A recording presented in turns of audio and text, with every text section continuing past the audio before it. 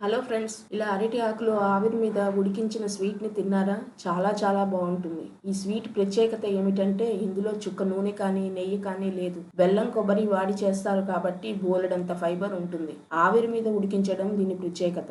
ఈ స్వీట్ని దక్షిణ కర్ణాటక, కేరళ ప్రాంతంలో చేసుకునే ట్రెడిషనల్ రెసిపీ.